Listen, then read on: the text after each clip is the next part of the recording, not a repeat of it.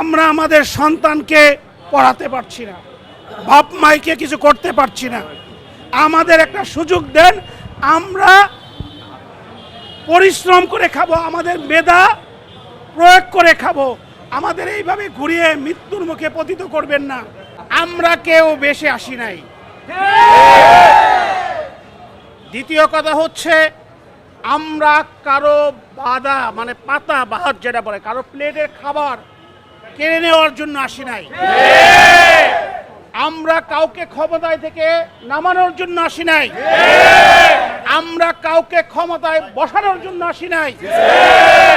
আমরা বেঁচে থাকতে চাই। আমরা যুবক, আমরা যুবতী, আমাদের পিতামাতা, আমাদের বড় ভাই অভিভাবকরা অত্যন্ত কষ্ট করে আমাদেরকে মানুষ করেছে। আমরা এদেশের সাধারণ ক্লাসের লোক, মিডল ক্লাস পরিবারের সন্তান। আমরা একবেলা খেতে পারলে পরের বেলায় কি খাবো সেই কোশ্চেনের উত্তর দেওয়ার জন্য আমাদের পিতামাতা গার্জেনরা ব্যস্ত হয়ে যায়।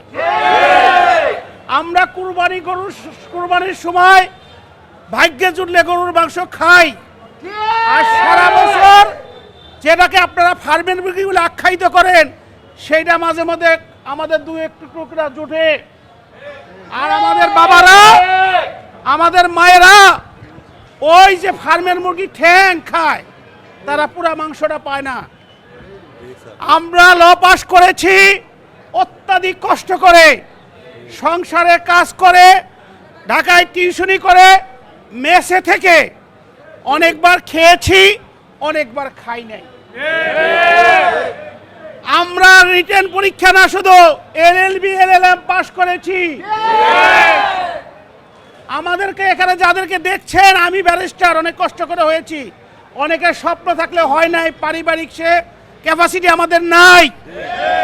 ইতিমধ্যে 2 জন হতাশ হয়ে মারা গিয়েছে। আমি চ্যালেঞ্জ করে বললাম, প্লিজ আমার চ্যালেঞ্জ গ্রহণ করেন মাননীয় অথরিটিবৃন্দ।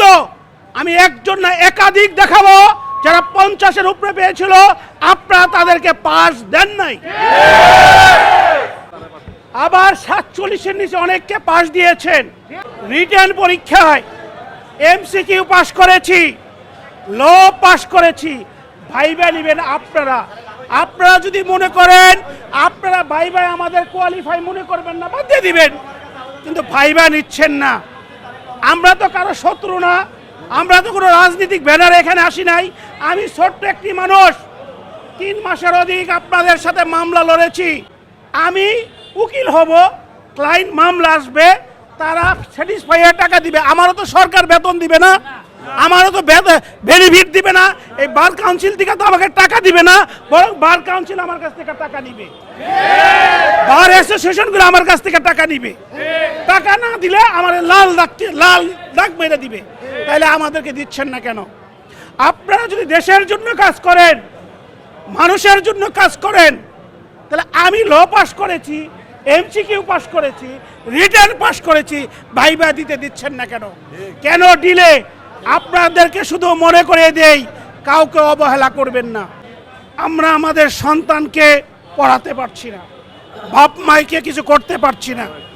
আমাদের একটা সুযোগ দেন, আমরা পরিশ্রম করে খাবো, আমাদের মেধা প্রয়োগ করে খাবো। আমাদের এইভাবে ঘুরিয়ে মৃত্যুর মুখে পতিত করবেন না। যদি পতিত করেন, ওই যে বললাম, মহান রব্বুল আলামিন আপনাদেরকে ক্ষমা করবে না।